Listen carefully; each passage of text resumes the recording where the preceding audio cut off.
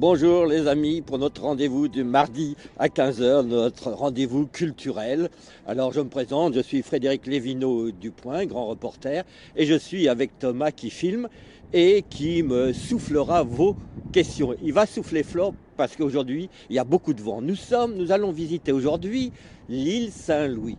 Alors pour ceux qui se rappellent, la semaine dernière j'avais promis le musée du crime à Paris, mais pour des raisons administratives, nous avons dû remettre. Alors, que je vous dise, d'abord, vous pouvez bien entendu nous envoyer vos questions, j'essaierai donc d'y répondre.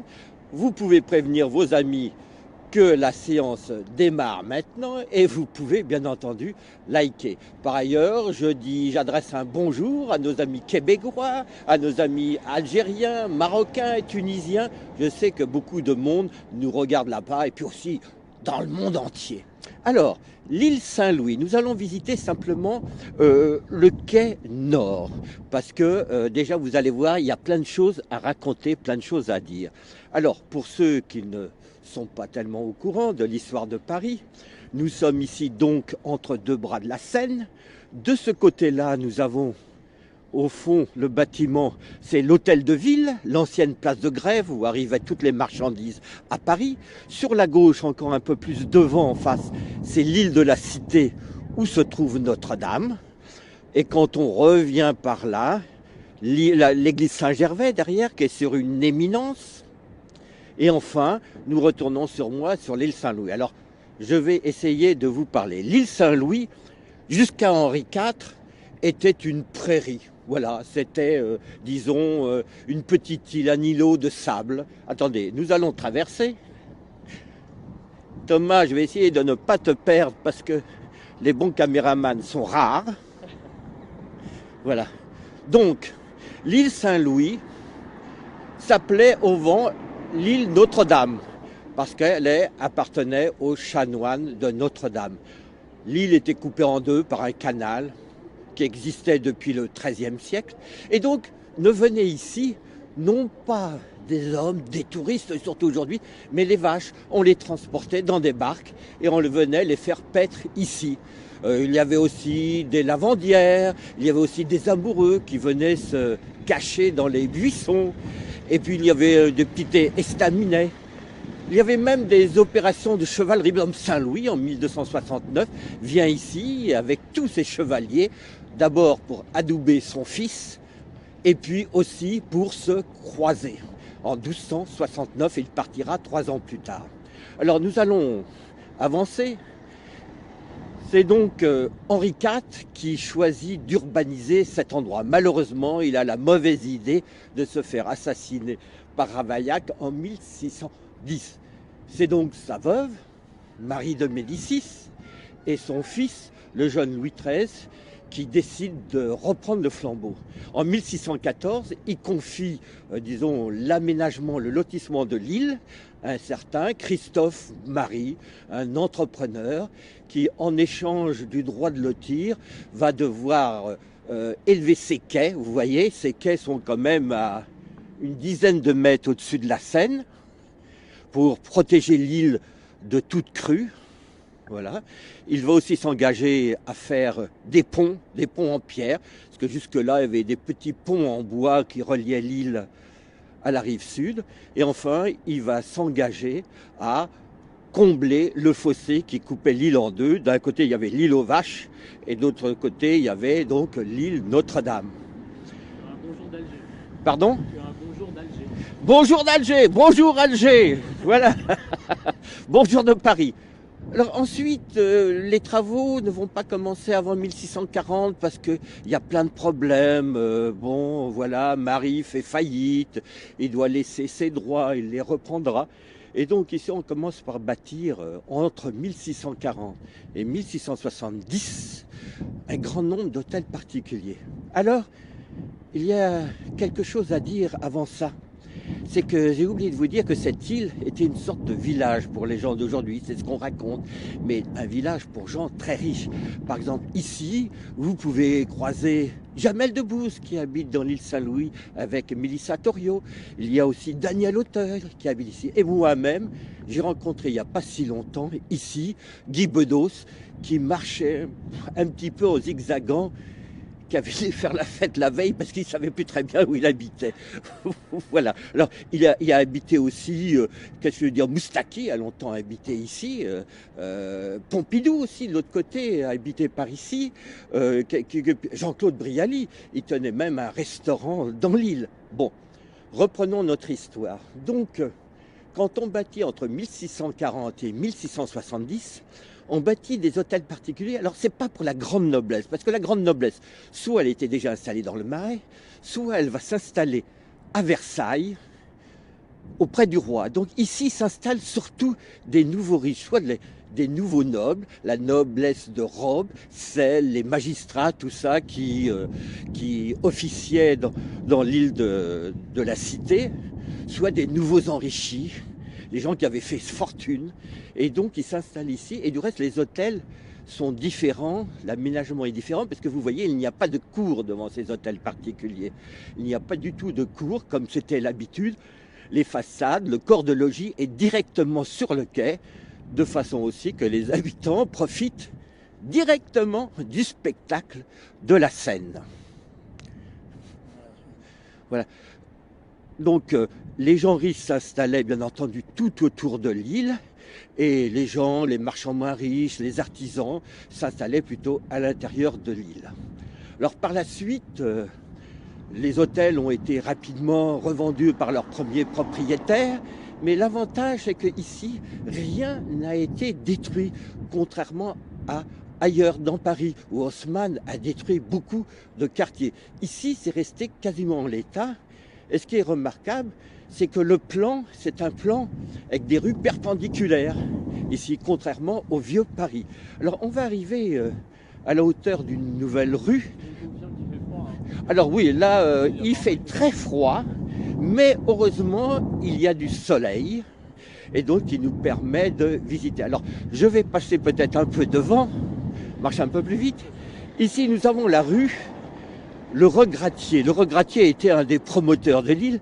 Auparavant, elle s'appelait la rue de la femme sans tête, parce que, non pas à cause de cette statue là-haut que vous voyez au coin, qui a été détruite sous la Révolution, mais simplement parce qu'il y avait un cabaret qui s'appelait à la femme sans tête, parce que la décoration, ou du moins le panneau, montrait une femme sans tête. Nous allons laisser passer madame, qui habite l'île peut-être. Vous habitez où, chère madame? Quai d'Anjou. Quai d'Anjou? Ouais. Et dans une ancienne maison? Oui. Et c'était quoi? Comment s'appelait cet hôtel? Je ne connais pas le nom, Connais mais pas. ça date de 1640. 1640. Et c'est Voilà. agréable? C'est très plaisant, oui. Non, Très mais vous êtes plaisant. en train de me repousser, là, c'est Ah pour, bah oui, vous êtes une vedette maintenant. Voilà, la femme sans tête qui habite l'île Saint-Louis. Non, je Voilà. plaisante. Merci beaucoup. Au revoir. Au revoir, madame. Alors, nous allons arriver maintenant à un hôtel particulier qui a abrité une femme très connue, qui est l'hôtel où nous voyons là pardon. Je vais vous dire que Eh les endroits qu'on appelait la femme sans tête, Oui. c'était des maisons de prostitution. Ah, Peut-être pas celle-là, mais traditionnellement, les maisons de la femme sans tête, c'était en fait des anciens. Eh ben, c'est sympa de nous Voilà. préciser ça. Je ne le savais Non, pas mais malgré peut-être toute ma pas. science. Non, celui-ci, peut-être pas. Hein, je Peut-être sais pas, rien, parce que oui. dans l'île Saint-Louis, Mais il y a c'était toujours- avant que vous soyez né, il y a très Il y longtemps. a très longtemps. Mais Bon. lui, il a toujours été très très correct et je pense qu'il n'y avait pas de prostitution. il y Non, avait pas- moi-même j'ai habité 5 ans dans l'île Saint-Louis, je peux vous assurer que c'était très correct. Ça sonnait très bien. Merci. Alors, reprenons le cours après l'intervention de cette charmante dame. Ici, là où il y a le balcon, c'est là où Camille Claudel a habité. Alors, je ne sais pas si vous vous rappelez qui était Camille Claudel. C'était une sculptrice qui a longtemps sculpté, qui était la petite amie, l'amie de Rodin. Et à un moment, Rodin, bon, elle était un peu chiante, hein, pour vous dire. un peu hystérique, tout ça. Donc, Rodin s'en est séparé, elle l'a jamais accepté. Elle est venue s'installer là en 1899 et jusqu'en 1913. Et elle vivait vraiment dans un atelier où elle nettoyait jamais, c'était sale, elle était devenue un peu folle, elle passait son temps à accuser Rodin d'avoir volé ses œuvres. Et finalement, le 10 mars 1913, un camion tiré par 2 chevaux déboule de là-bas, s'arrête devant, 2 infirmiers en sortent, se précipitent dans son atelier qui était au rez-de-chaussée et l'emportent à l'hôpital psychiatrique où elle restera une trentaine d'années. Simplement, son frère, Paul Claudel, qu'il aimait pourtant beaucoup, ne viendra jamais à son secours et c'est ce qu'on peut lui reprocher. Voilà, pas de questions toujours ? Le bonjour du Minnesota. Oh là là. Alors, si c'est l'Amérique qui nous appelle, j'offre mes condoléances à l'Amérique pour ce qui se passe en ce moment. Il y a Damien qui nous demande Oui. un café au rendez-vous des mariniers. Est-ce que tu connais? Alors, nous allons nous arrêter au rendez-vous des mariniers. Bravo, bravo, c'est un peu plus loin. Et c'est là où, effectivement, un certain nombre d'écrivains célèbres, au début du XXe siècle, ont habité. Alors, en attendant, ici, je peux vous dire aussi qu'il y a eu une deuxième figure très célèbre qui a hanté l'île Saint-Louis, c'est Nicolas Restif de la Bretonne. C'est un personnage qui a vécu surtout au XVIIIe siècle, c'était un écrivain. Alors il était un graphomane, c'est-à-dire il ne pouvait pas s'arrêter d'écrire. Il a écrit 200 romans et biographies qui malheureusement sont bien moins connus que d'autres écrivains de cette époque. C'était aussi un érotomane, c'est-à-dire il ne pouvait pas croiser une jeune femme sans lui sauter dessus. Beaucoup se sont laissés faire. Et ensuite, c'était, j'invente un mot, un datomane, c'est-à-dire qu'il aimait beaucoup, à partir de, je crois, dans les années 1760, il adorait l'île Saint-Louis, il se baladait nuit et jour ici, et il avait une manie, c'était de dater, de mettre des dates et des bouts de phrases partout sur la pierre. Il écrivait, il mettait des dates correspondant à ses histoires, à ses rendez-vous. Ne cherche pas, Thomas, les dates n'existent plus. Voilà, c'était notre ami Restif de la Bretonne et je vous encourage peut-être à lire certaines de ses œuvres. Par exemple, il a écrit La vie de mon père ou L'Anti-Justine, un roman un peu érotique. Il a écrit aussi ses mémoires en 20 volumes et j'ai dû lire ça une trentaine d'années. Ça vaut vraiment le coup pour avoir une idée comment... Il y a Nicolas qui demande s'il n'y a pas de banque ou de cinéma ici. S'il n'y a pas de De banque ou de cinéma ici, avec un sourire. De cinéma? De banque possible. De banc? Pas trop. Non. Voilà. Alors, nous allons avancer un peu plus vite. Vous pouvez quand même continuer à admirer l'île Saint-Louis grâce au talent de notre ami Thomas. Ici, nous arrivons au pont Marie, hein, le pont qui a pris le nom donc de celui qui a loti l'île Saint-Louis. Alors ça, c'est une des 2 branches de la Seine que vous voyez. La Seine passe aussi derrière. Tout droit, nous avons en face de vous Saint-Paul. Alors, là, nous arrivons à un autre endroit intéressant. Sur la droite, voilà, ici, nous avons un ancien cabaret. Alors, c'est un cabaret s'appelait, vous voyez, c'est encore marqué au-dessus de la porte, au franc Pinot. Donc, pour un employé du Point, on ne pouvait pas ne pas s'arrêter devant au franc Pinot. Je vous rappelle que le Point appartient à Monsieur Pinot. Et donc, les grilles, bien sûr, sont classées. Tout ça est d'époque, la grappe de raisin. Aujourd'hui, c'est un bistrot. Et à l'époque de la Révolution, on a dit, mais faussement, qu'une jeune femme de 19 ans qui habitait ici avait été arrêtée chez Robespierre, où elle avait déclaré je veux voir la tête d'un tyran. Elle a été arrêtée, sa famille avec elle, et tout le monde a été guillotiné. Ce jour-là, il y a eu 53 guillotinés.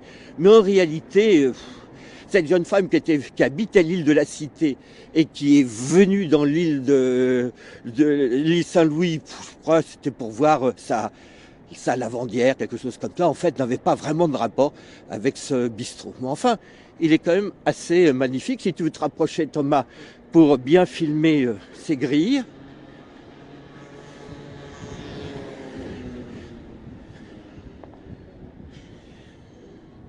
Alors, cette jeune femme s'appelait Cécile Pinault. Non, pas Pinault, excusez-moi, Cécile Renaud.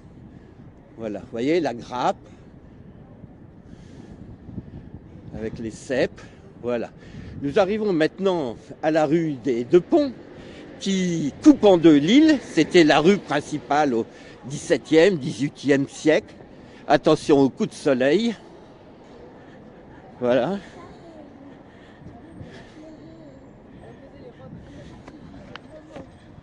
Alors, maintenant, nous allons repasser en face pour bien voir ce rendez-vous des mariniers. Ce rendez-vous des mariniers était était un restaurant où se sont retrouvés beaucoup d'écrivains français et étrangers du début du XXe siècle. Pas Mademoiselle, non? Oh, elle nous a fait un sourire. Ah, si j'avais été restif de la Bretonne, je ne me serais pas privé, si on peut dire. Donc, nous allons aller au 33. C'est là où Thomas, c'est au 33. Là, c'est pas terrible, mais il y avait un restaurant où, je peux vous dire, qui a été fréquenté par Picasso, Dos Passos, Hemingway, Aragon, Siménon et même Blaise Cendrars.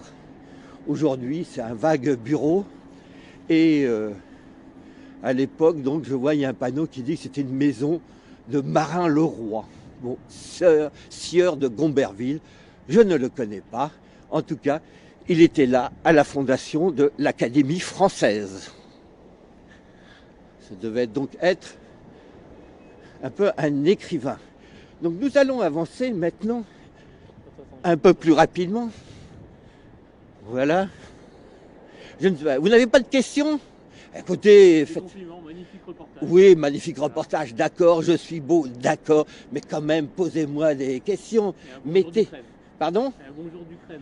D'Ukraine. Ah! Ça va loin, hein? Ah, ça va loin. Bonjour l'Ukraine. Je ne sais pas si vous êtes une Ukrainienne ou un Français de là-bas, en tout cas. Nous allons en profiter. Nous continuons à marcher sur les quais. Olivier nous recommande un film sur Camille Claudel. Sur Camille, oui. Il y a eu des très beaux films. Alors, bon, je vous rappelle pour ceux qui arrivent que nous visitons l'île Saint-Louis. Je suis Frédéric Lévineau, journaliste au Point, et je suis avec Thomas. Voilà, nous allons bientôt arriver à un hôtel particulier qui a un grand vécu. C'est l'hôtel particulier où habita Baudelaire.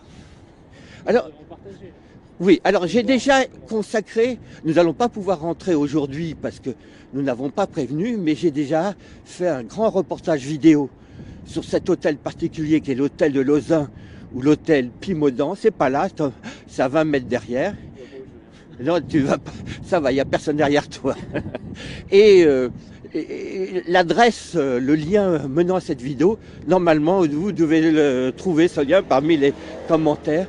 Et je vous incite à aller parce que c'est vraiment, à l'intérieur, une merveille du XVIIe siècle. Alors, il y a Jacques qui nous demande s'il y a des galeries d'art ici. Alors oui, dans l'île, il y a pas mal de galeries d'art. Simplement, elles sont toutes dans la rue principale de l'île Saint-Louis, dans la rue Saint-Louis-en-l'Île, qui fait à peu près 500 mètres de long, mais où c'est très touristique, plein de galeries d'art, et il n'y a pas parmi les plus beaux hôtels. C'est pour ça que nous l'avons évité. Alors, on va pouvoir avancer. Tourne-toi un peu, Thomas. J'ai pitié de toi. Alors, vous voyez là où il y a le balcon doré. C'est donc un hôtel particulier qui a été construit par un certain de Gruyn. Gruyn, il s'appelait Gruyn.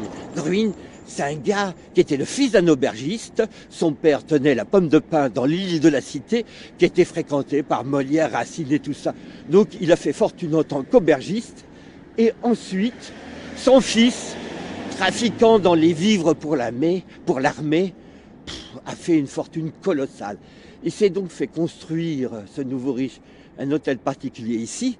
Alors de l'extérieur, c'est assez, disons, c'est pas très clinquant parce qu'il voulait quand même rester discret. Hein.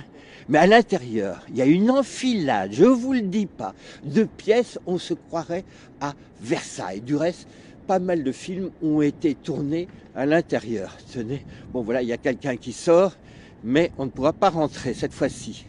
Ensuite, cet hôtel, quand Grune Desbordes, il a acheté une terre, il s'est appelé la terre Desbordes, donc il est devenu noble grâce à l'achat de cette terre. Ensuite, bon, l'hôtel a été cédé à plusieurs reprises, et c'est ainsi qu'au XIXe siècle, l'hôtel est partagé en appartements, et au premier étage habite un peintre, le peintre Boissard.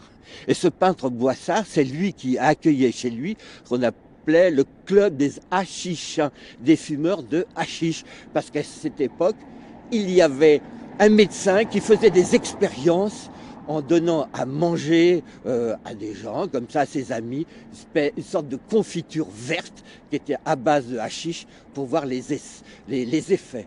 Alors, dans ce club des hachichins qu'on l'appelait, on faisait partie Baudelaire, donc Baudelaire qui habitait cet hôtel entre 1 et 2 ans. Vous voyez, c'est la petite fenêtre tout à gauche en haut, au 3e étage. Alors, dans la vidéo que j'ai réalisée, dont vous trouverez le lien juste en dessous de moi, eh ben, nous avons visité cette pièce qui est maintenant un petit bureau. Mais il y a encore le parquet d'origine, la porte d'origine, la cheminée d'origine. Donc, je vous invite à découvrir cette vidéo. Et donc, par un petit escalier intérieur, il descendait chez son ami Boissard. Et là, avec Théophile Gautier, qui a aussi habité la maison, avec d'autres comme Balzac, eh ben, il testait cette confiture verte. Et ils avaient des expériences très bizarres. Si vous voulez connaître les conséquences de cette confiture verte, je crois que c'est Théophile Gautier qui a écrit tout un texte qu'on peut trouver sur Internet qui raconte cette expérience. Il y a Voilà. un regard qui nous montre quand a été érigée Notre-Dame de Paris. Alors Notre-Dame de Paris a été érigée la première pierre a été posée en 1163. Alors si vous le désirez, j'ai aussi consacré une très belle vidéo à l'histoire de Notre-Dame dans une série qui s'appelle Les secrets des cathédrales de France. Donc sur le site du Point, tapez cathédrale Notre-Dame. Sur la page Facebook même. Même sur la face Facebook même, me dit Thomas, vous trouverez donc cette vidéo sur Notre-Dame qui a été construite en plus d'1 siècle pour être terminée. Voilà. Alors à cette époque, bien sûr, je vous rappelle, ici, ce n'était qu'une prairie ici, hein, à l'époque où Notre-Dame a été construite. Alors, nous allons aller un peu plus loin. Maintenant, on va terminer par le plus bel hôtel de l'île Saint-Louis. Mais en attendant, ici au 15, là encore, a habité Baudelaire. Ah, ici, t'arrêtes-toi Thomas un petit peu aussi. Ici aussi a habité, c'est au 15 ou au 13, c'est peut-être, attends. Faut pas que je dise de bêtises, hein? Tu veux qu'on lise la place? Non, c'est pas là. Non. Ah, rien. C'est au 15, oui, c'est bien au 15, je ne me trompe pas. Le peintre Paul Cézanne, à 2 reprises, est venu notamment à Paris, et à 2 reprises, il est venu habiter ici vers 1888. Son atelier n'était pas là, mais était du côté du Val-de-Grâce. Il habitait au 2e étage. Voilà. Donc Baudelaire aussi avait habité là un peu plus tôt. Donc là, un certain nombre d'hôtels. Alors, la plupart de ces hôtels ont été construits par Levaux, les frères Levaux. Il y avait Louis Levaux et son frère François Levaux, des très grands architectes, et qui avaient commencé leur carrière dans l'île Saint-Louis. Et nous allons donc voir. Alors ici, tenez encore, oui, pour ceux qui connaissent, c'est Honoré Daumier, qui était peintre, lithographe du 19e siècle, qui a habité cette maison. Bon, ça ne dira plus grand-chose à grand monde, mais je le signale pour les éventuelles personnes. Alors voici derrière nous, il y a un bateau-mouche qui passe. Voilà, alors ce qu'il faut vous dire, c'est que à l'époque, ici, sur cette grève en face, c'est là où arrivaient tous les coches d'eau qui venaient d'en amont. Donc il y avait une très grande, au 18e, 16e, 15e siècle, une très grande circulation et tous les bateaux, les gens venaient en bateau, débarquaient ici et rembarquaient ici. Et ce que nous avons ici, c'est l'Arsenal. Eh bien, l'Arsenal était une autre île avant. Et cette île-là, c'était une île de Louvière. Elle a été plus tard accrochée à la rive droite. L'île de Louvière, c'est là où, disons, on entreposait le bois qui devait servir à Paris, puisqu'à l'époque, on ne brûlait que du bois dans les cheminées. Donc là, ce que vous voyez, c'est l'île Louvière. Bon, maintenant, c'est un quartier de Paris qu'on appelle l'Arsenal.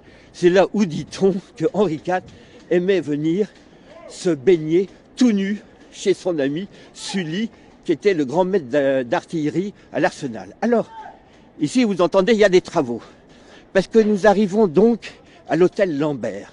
L'hôtel Lambert a été construit par Levau, toujours au début du XVIIe siècle. Il a été construit par Levau, il a été décoré par Lebrun et Le Sueur. Et à l'intérieur, il y a une galerie fantastique, superbe, qui est la galerie d'Hercule, qui a été peinte par Lebrun. Et on dit que c'est une préfiguration de la galerie des Glaces.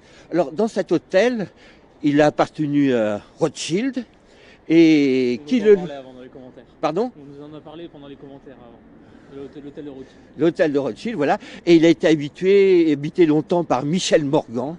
Malheureusement, vous ne pourrez pas le visiter, on ne pourra pas le visiter, parce qu'il appartient depuis quelques années aux frères de l'émir du Qatar, qui se le réservera pour son usage personnel, bien sûr, les quelques jours par an où il viendra à Paris voir peut-être jouer le PSG.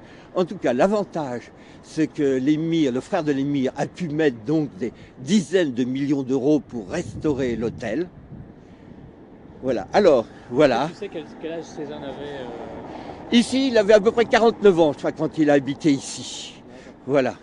Alors maintenant, nous sommes arrivés à l'extrémité est de l'île Saint-Louis. Nous allons nous dire au revoir. J'espère que vous avez apprécié cette balade un peu froide. Je vous rappelle que vous pouvez liker, c'est comme ça qu'on dit, Thomas ? Oui, c'est ça. Vous pouvez liker, vous pouvez recommander cette vidéo, vous pouvez la revoir 2-3 fois parce qu'il y a plein de choses à apprendre.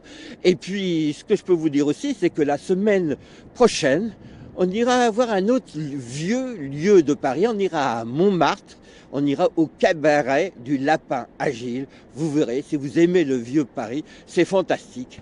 Maintenant, bonjour à tout le monde, ciao!